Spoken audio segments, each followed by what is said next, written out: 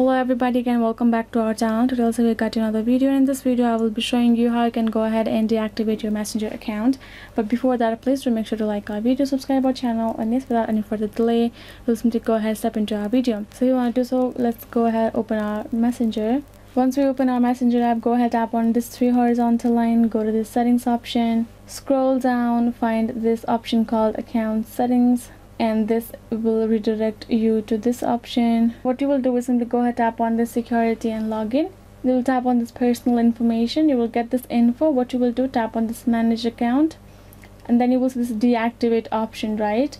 And then you will tap on this deactivate, and now you'll see this for your security, please re-enter your password. Now you're gonna go ahead and re-enter your Facebook password that you have created for your account. Tap on this continue option, and then you will add another confirmation, and you're good to go.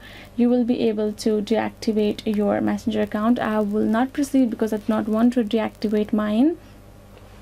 So guys, this is the way, this is how you can simply do it. I hope this video was helpful. Thank you so much for watching. I'll see you guys next time.